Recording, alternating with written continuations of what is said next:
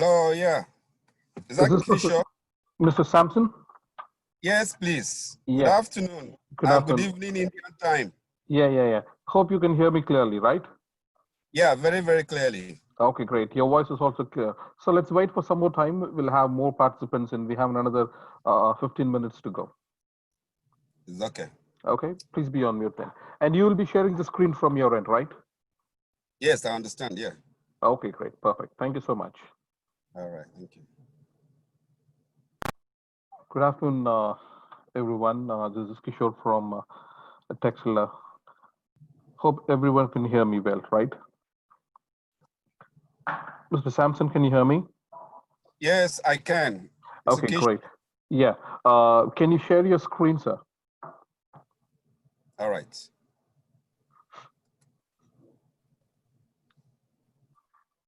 Perfect.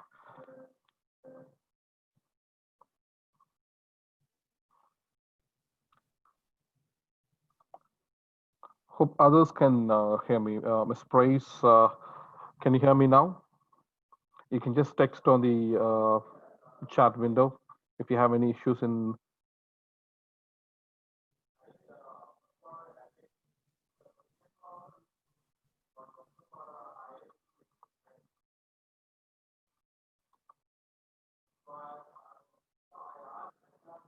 So can we start or can we wait for a few more minutes?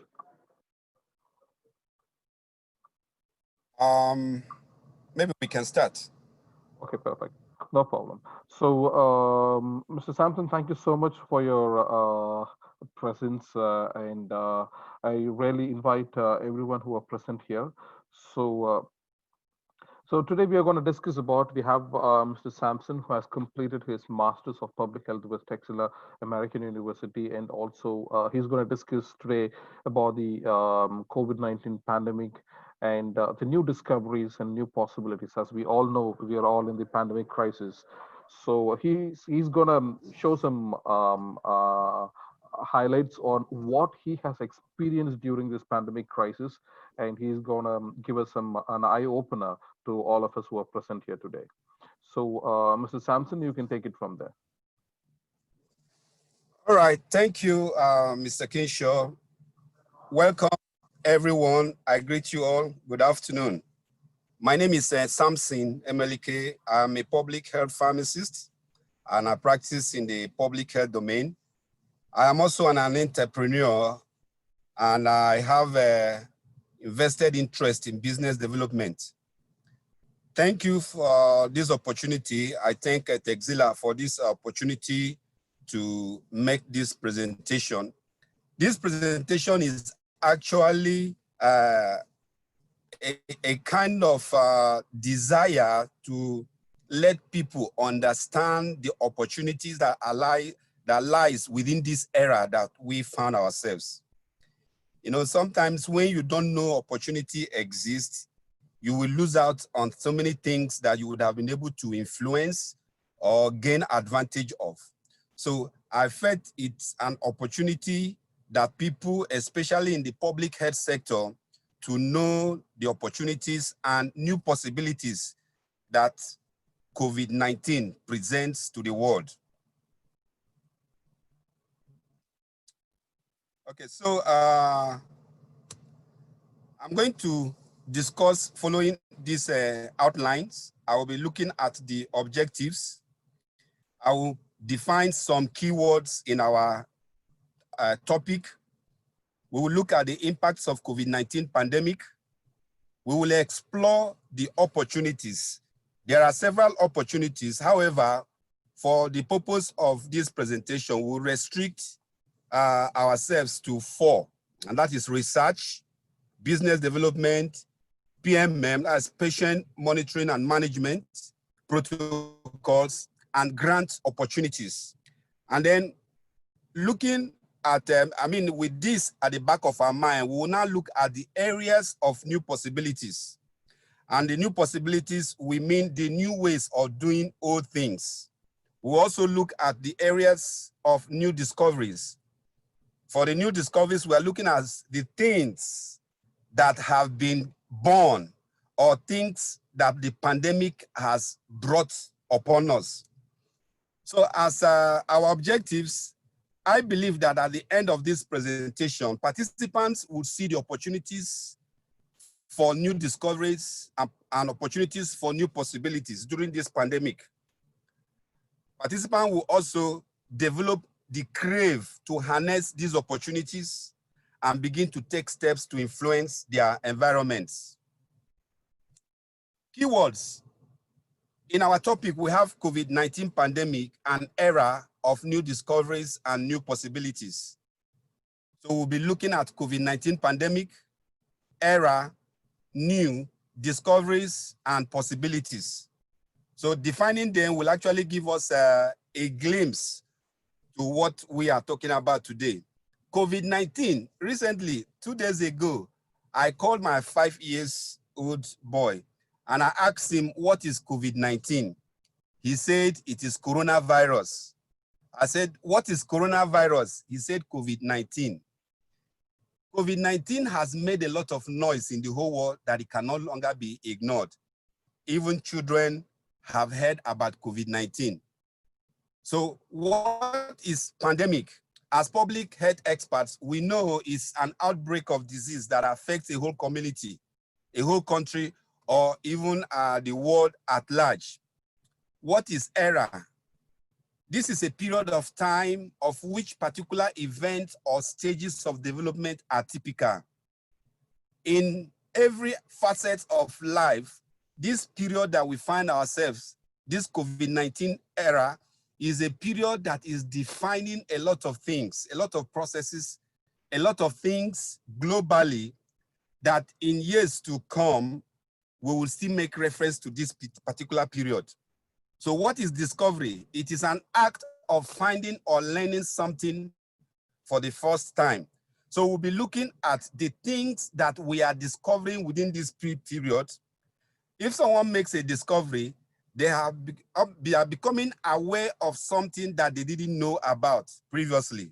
Now, what about possibilities? This is a chance that something might exist, something might happen, or something may be true.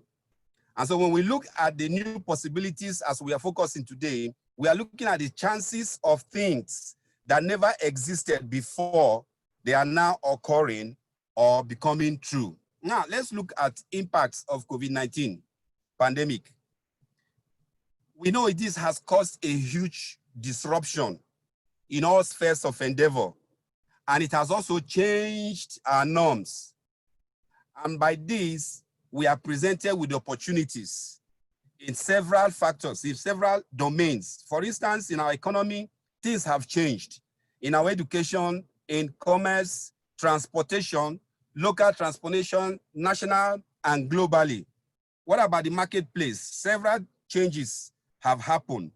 Social matters, the weddings that we know never happened the way it used to. What about worship centers? The parties that we love attending. These have changed because of this pandemic.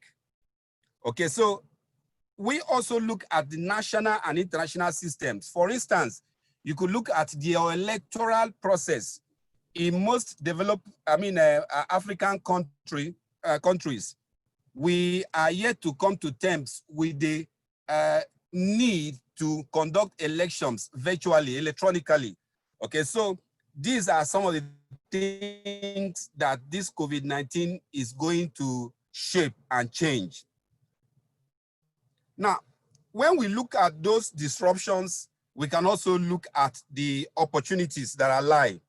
And like we said, our areas of interest are on 4 areas. Number 1 is the research. As a professional, what can I play? What role can I play to enhance human knowledge of this global event? It's a challenge that came upon me, and I desire everyone who is listening to also have this challenge.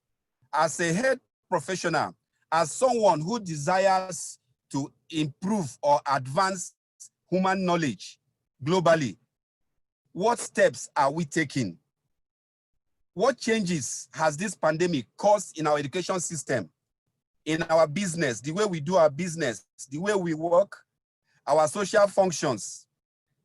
We see these days that teleworking in most countries, in most organizations, are gaining prominence. E-learning, I take particular reference to Nigeria. Some time back, it's difficult to convince authorities to accept qualifications gained through e-learning. But the moment this pandemic came on, the Federal Ministry of Education in Nigeria provided support to the 36+1 states in Nigeria on how they can provide e-learning to children at home. So this is an opportunity, and it is a possibility that new things are going to come out of this. What about our parties? So these are the changes that this pandemic has come with. Online shopping has increased. Now, how are stakeholders responding to these changes? These are areas that we can develop research topics, study how we are responding, how stakeholders, our beneficiaries are responding to these changes. And I challenge every one of us that we can actually be part of knowledge gathering in these areas. Business development, with the advent of the pandemic, new businesses are springing up, and they are actually springing up to address the changes. How many you as a professional can bring on board? We know that the moment the pandemic came on, contacts were reduced, but then logistics still need to happen. People now, we realize that many people just came up with new firms, new logistic firms to address this. And so these are all areas of business development. What about protocols design? COVID-19 patient management is still new, is still evolving, and things that are new and evolving present opportunity for influence, especially our folks who are in M&E statistics. This is an opportunity to develop an SOP or contribute to an already existing one that will be able to handle COVID-19 patients. We experienced this long ago when HIV issue came globally, and then countries were trying to see how best can we manage this, and then modifications of what already existed or modification of other SOPs from other countries were made, and eventually we have what we have today. So this is an opportunity for public health experts and policymakers also to take advantage and see how they can influence this. Opportunity for grants, yes. There are so many donors who have invested money, they have provided money for projects that are specific to COVID. And so it's an opportunity for people to look into this era that we are in and see what changes, what researches, what interventions relating to COVID that they can take advantage of. Now, let's look at some of these new possibilities. I would like to use this self-interrogation. Ask yourself these questions. Are there opportunities for me to advance human knowledge and come up with business development? What changes are happening because of COVID-19 that were perceived as impossible, and how can I influence or add values to them? Modification of old businesses. Like we said previously, COVID-19 has changed the normal of every business to new normal. These days we hear new normal. So what parts are we playing in reshaping them? What opportunities can you see in these changes? You know, for every turbulence, every storm, everybody knows that COVID-19 has happened and is currently ongoing, and the toll, the effect, the impacts are really not palatable. But then inside these storms, inside these difficulties, inside this turbulence lie opportunities for advancement, for learning, and for improvement. So are we seeing these opportunities? That is what I crave that this presentation is going to cause in us. Now let's look at the areas of new possibilities. Like I mentioned earlier, in Nigeria, e-learning, even though it was stated in the educational policy, but it was not driven. It wasn't moving forward.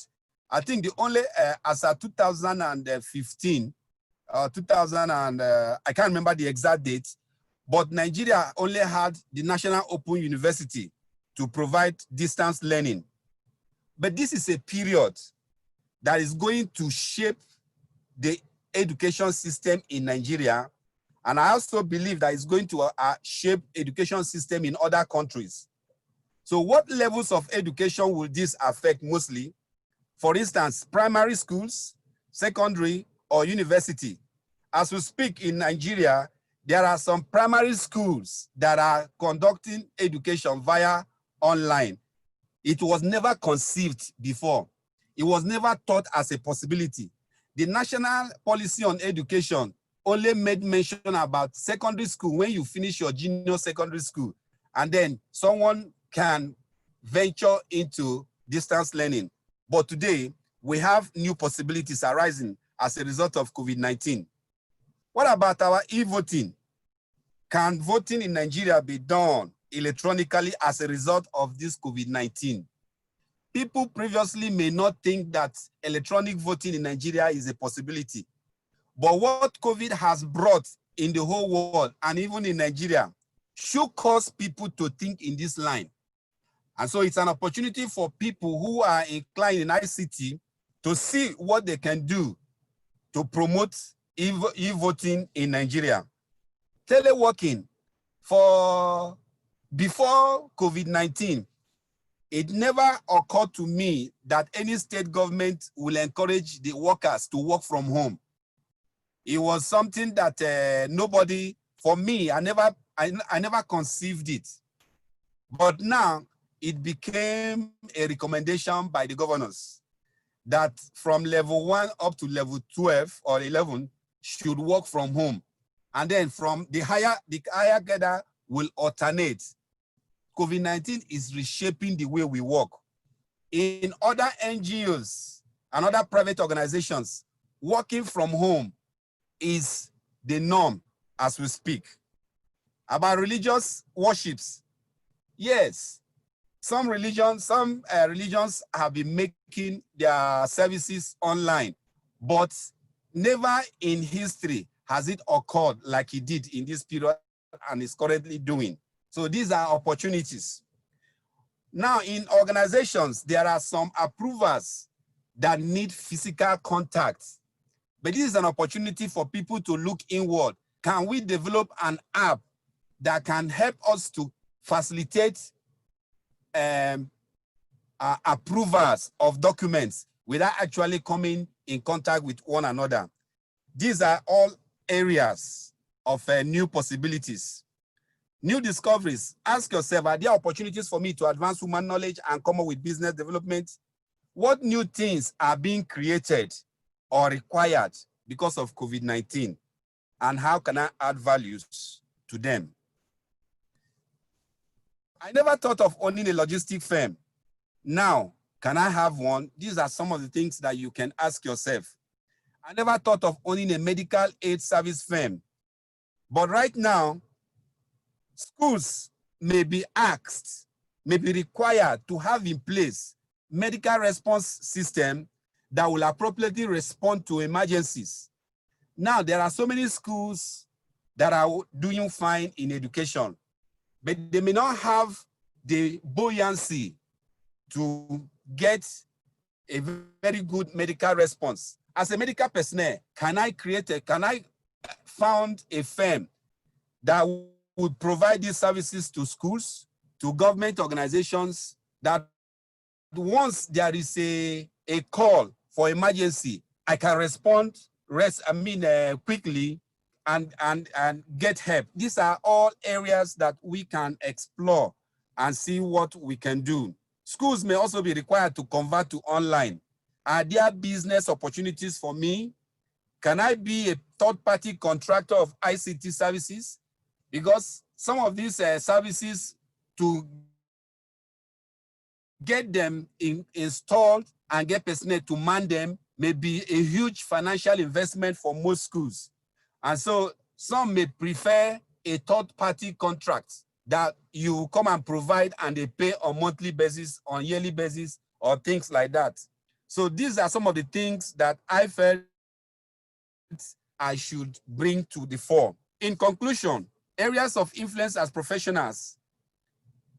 There are areas we can exert influence during this pandemic. And the four areas like we discussed, the research, business development, patient monitoring, and patient management and monitoring protocol, and of course, grants. There are donors that have set aside funds for COVID-19 specific activities and interventions. So I want to thank you all for your audience. This is where I bring my discussion to a close. Thank you.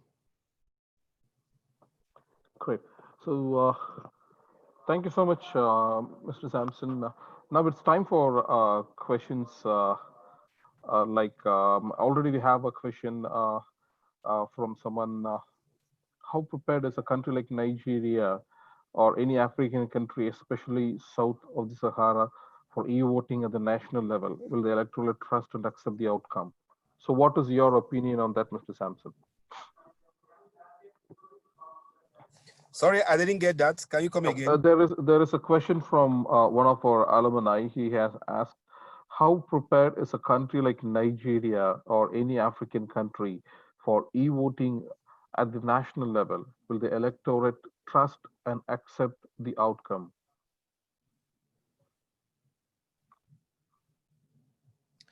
Okay, before the COVID-19, I can speak about Nigeria. Before COVID-19, Nigeria did not show any level of preparedness to go on e-voting. But I am believing that the clamor that was before the COVID-19 can actually be better received during this COVID-19. In fact, it should give us a direction that yes, that is the way to go.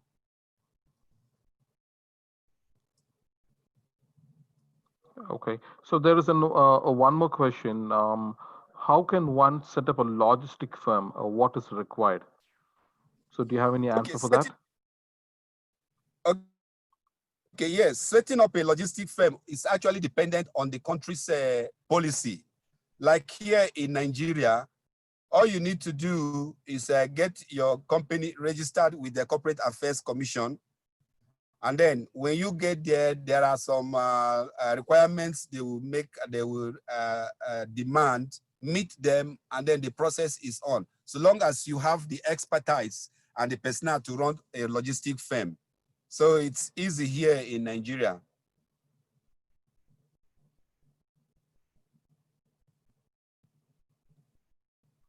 Okay, great. So there is one more question.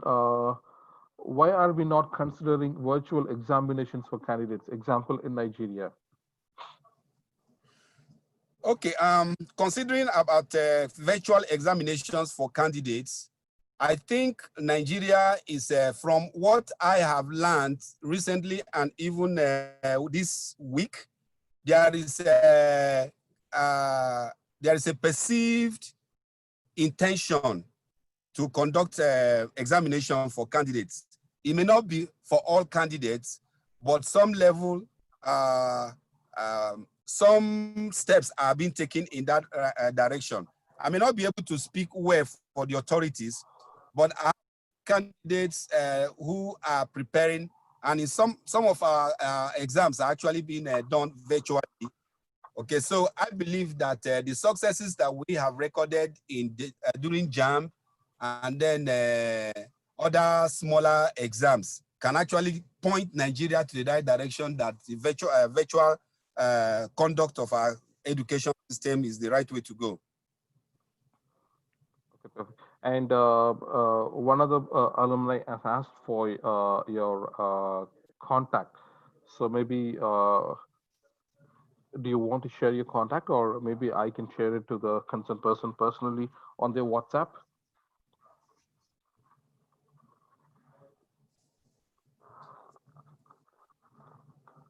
Hello? Sorry, Keisha, was that directed to me? No. I was asking you, they wanted to have your contact to have more information. So can I share your contact with that concerned person? Okay, yeah, sure. That's okay. Ms. Price, to answer your question, we are working on it, and I can answer you on the WhatsApp. So any other questions from anyone? Ms. Miriam, I see that you have raised your hand, so maybe you can post your questions in the chat window. Keisha, I think there are other questions that are in the chat box. There's one from Victor Wuto. Hello, Keisha, are you there? Yes, I'm listening.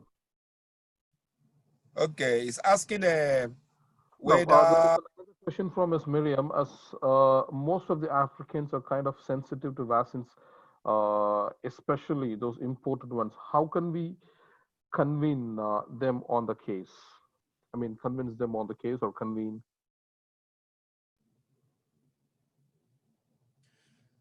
well, actually, this is outside the scope of this discussion, vaccines, and countries should be able to respond appropriately to the fears and concerns raised by their citizens so that what they desire to pass across to them can be received.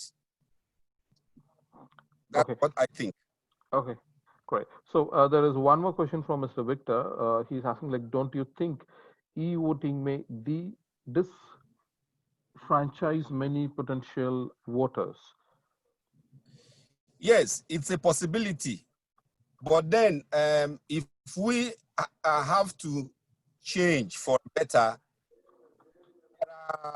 likely going to be collateral damages, and differentializing some people, potential voters may be one. But I also tell you that what we currently see in most of our voting system is that even the people that think they have voting rights after voting are all of them counted. You see, so we really need to weigh the benefit risk ratio of introducing electronic voting. Electronic voting, if well conducted, if only 70% or let's say 40% of the eligible voters vote and those 40 are counted, I think it's better than you allow 90% of eligible voters to vote and if at the end only 10% of them count. So we really need to weigh the benefit. And for me, I believe the electronic system far outweighs the demerits of defranchising other people because of illiteracy or other challenges.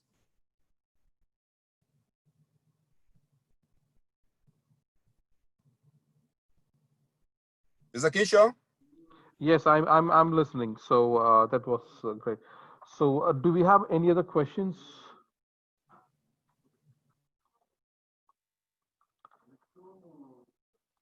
Okay, great. So there is another question from Mr. Victor. Clinical trials require volunteers. So how feasible is this in Nigeria on a large scale? Do you think comments by those two French scientists about Africa affect anything? Sorry, I didn't get that.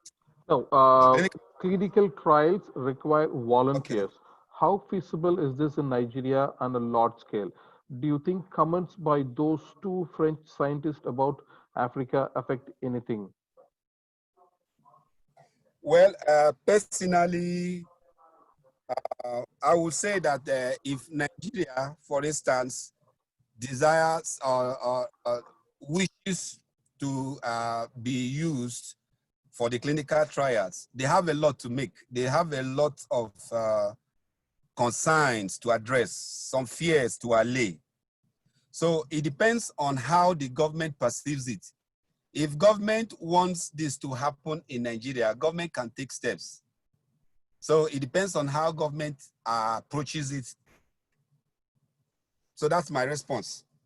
It can happen if the country desires that it can happen. There are stakeholders that can be parlayed to carry their subjects along.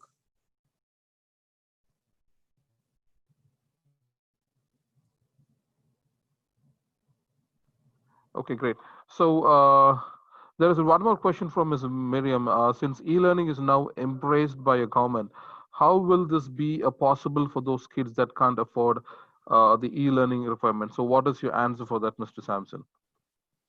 Yes, this is an area that I particularly, there is research that I'm running on the children and their parents or their wards, or I mean their guidance.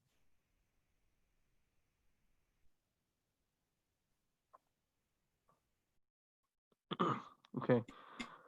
So So it is not very way. What do they spend when they take these children to school? So it's something that you really need to weigh and get the mindset of the parents, yes.